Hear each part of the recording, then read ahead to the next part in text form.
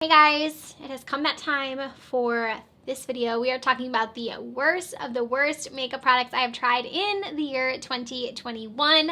I will be having my best of beauty here coming soon, but today I want to talk about the worst products that I tried this year. So the products I'm going to be talking about, I don't have all of them today. A lot of them are going to be just like pictures because I have decluttered them. If you guys have not been watching, I've been doing an epic declutter and I've just been getting rid of stuff that I'm not using. So a lot of these products were decluttered in those declutter videos. So the first one I had to look up the name of this because I was like, what the heck was this called? This was the Plump and Prime Luxury Face Plumping Priming Serum from Too Faced.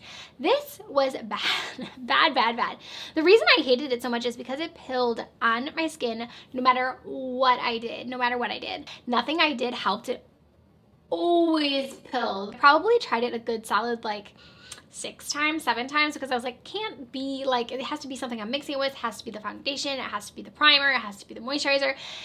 It didn't matter. No matter what I used, it pilled. So it would get all the little pilly things on my skin. And honestly, like I was like, it didn't even do anything, I feel. Like it's supposed to be a plumping serum. And I feel like it said it was like gonna like plump and make your face look plumper and all these things. And I did not notice anything with it. I didn't notice it making my face look better, anything like that. And it's pretty pricey. It's $42. And to me, that one was just like a miss. And I actually have seen from a few of you guys say that you also had issues with it pilling as well. So I don't know if that's like everyone, but obviously I know it is an issue with multiple people. Also, it kind of reminded me of the Milk Hydro Grip, their primer, because it kind of did that same thing with like the pilling with that one. I have non-stop pilling with that. I know a lot of you guys also have that same issue with the Milk one as well. So it kind of reminded me of that, just how it like got all gross on my skin. Okay, I have a foundation flop. So this I still have in the container because I meant to return it back to Ulta and then I never did. But this is the e.l.f. Camo CC Cream. And I honestly don't know. I feel like I had high hope for this one because everybody seemed to really enjoy it when it came out. It was like being raved about. People were saying how great it was. But this did nothing for me. Honestly, it made my skin look so dry, so heavy, so cakey. And I'm someone who doesn't typically have like dry skin. I have more like oily more like combo, I'd say. But I don't really have that issue with like foundations necessarily looking like dry on my skin. So when this was happening, I was like, what the heck? It's also supposed to have like a natural finish. And to me, this looks very matte on me. So I don't know if it's just like the way my skin is vibing with this, but definitely not a natural wear on me. It definitely looks very, very matte. It is supposed to be full coverage, so that could be another reason I don't always love full coverage foundations, but there are some that I like. And so I don't know, everything about this I didn't enjoy, and I was really bummed because I saw a lot of people really liking this one, but this was a definite miss for me. Okay, speaking of foundations, I have the Huda Beauty Glowish Skin Glow Tint thing. I do have a full review on that product if you want to check it out. It's kind of a mess of a video, but that product for me was a big no. It looked so bad on my skin. And my main problem with the product is just the way I feel like it was marketed. It's not that the product itself was necessarily like bad product, because I do feel like there is a market for like a glowy skin luminizer. Like it kind of reminds me of like the Charlotte, a lot of people were comparing it to the Charlotte Tilbury like airless, or what is that called, the airbrush flawless finish, I think, and like the Auric Glowless, things like that is kind of what that product seemed to be. So more of like a primer almost, or something you could mix with your foundation. So that's kind of what I think that product was like meant for. But how they marketed it was like a skin tint, like a barely there skin tint. It said it would be blurring, it said it would be like make your skin look more this and that, and I'm like, it made my skin look like a shiny disco ball. Like it was so glowy. It highlighted my texture so badly. It didn't look good. Even if I mixed it, I feel like it was way too glowy. No matter how much I applied it, I just did not like it at all. I tried it multiple times and it just never worked out for me. I honestly haven't seen anybody really loving that one. I feel like a lot of people had issues with it as well, but for me, that was like one of my worst products I definitely tried this year. And if you want to see me like using that in action, then definitely check that video out because you can see just how rough it looks on my skin. I also feel like the shade range on that one isn't the best because the shades that I got sent were like the top, I think the 4, like shade 1, 2, and 3, 4, and all of them were too dark for me. So I'm like, how does that work? Because they were the first like 4 shades. So that was interesting. But I will say the Glowish Luminous Pressed Powder is amazing. I use that all of the time, which is supposed to be like the pressed version of the Glowish like skin tint, and I don't find them to be anything alike. Like the powder is amazing. It does blur the skin. It looks really nice on the skin. It looks like natural, but it still has really good coverage. And it still does look glowy, but it's not overly glowy.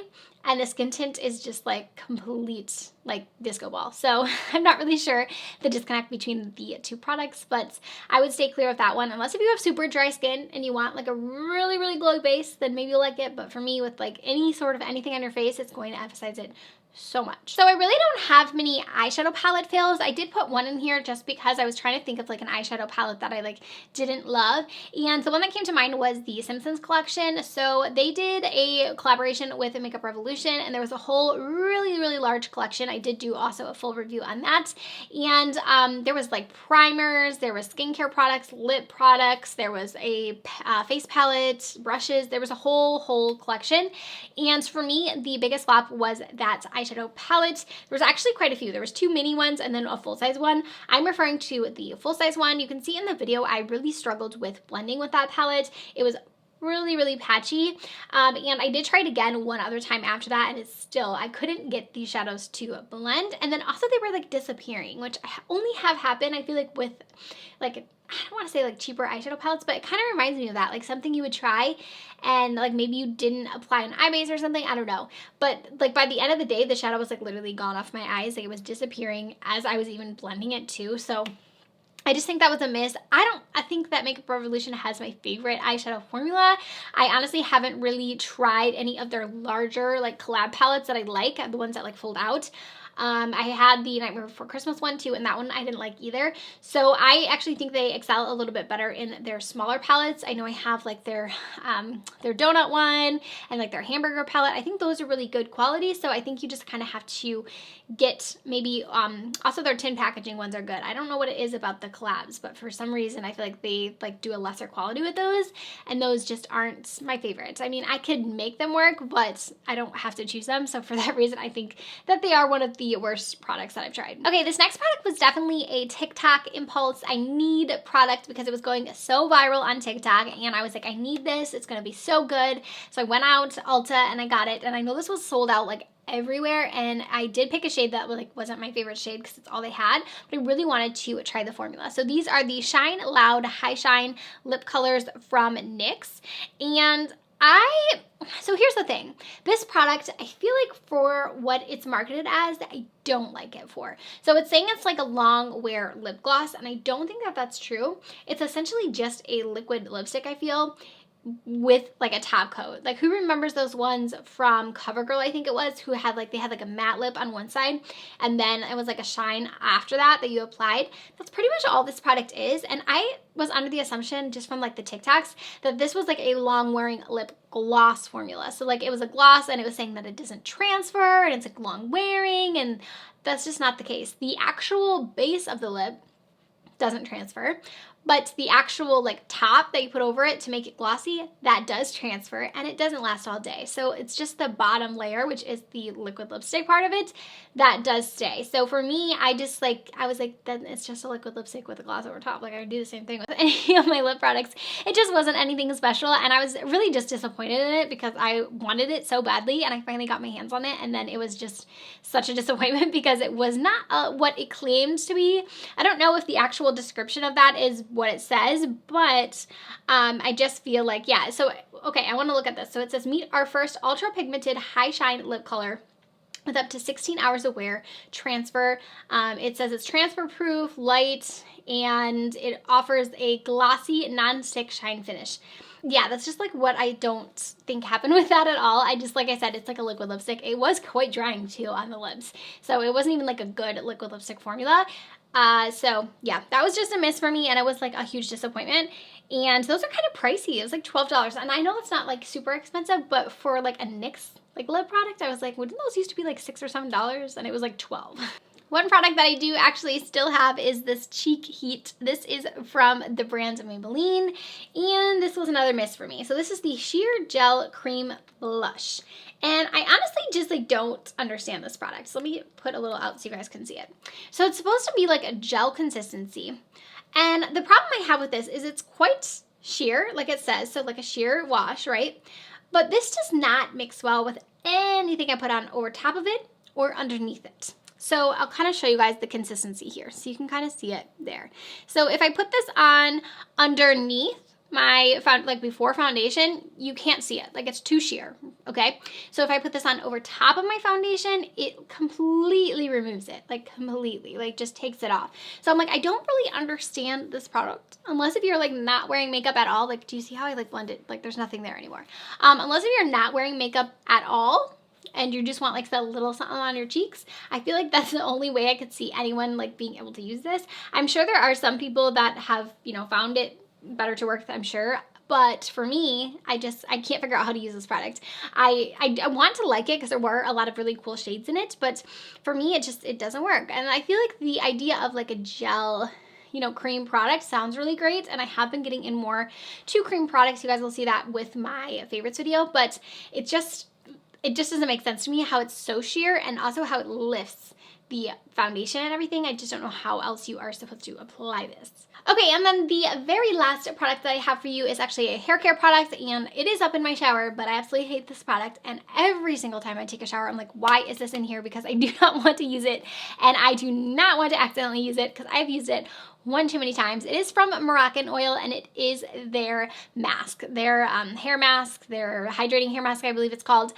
I don't understand this product, and I don't understand why I hate it so much, because I love their oil, their Moroccan Oil hair, I forget what it's called, their hair oil, their dry hair oil. I love that. I use it all of the time. I'm never without it. I love using it for hydration on my hair. I use it on my ends. I use it as a hair mask. It's a really great product. So when I got the Moroccan Oil sent me the tub of the like hair mask version of that, I was like, I'm so excited, like this is gonna be amazing for my hair, like I'm so excited.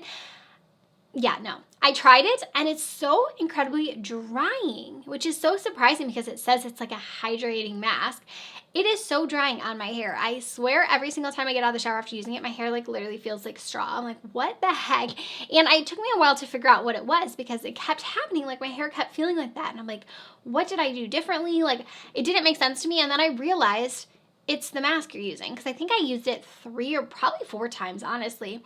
And it just kept happening where my hair was so dry, and I'm like, what the heck? And so as soon as I stopped using that, the dryness went away. And so I know it was the mask, because I didn't change anything else in my routine.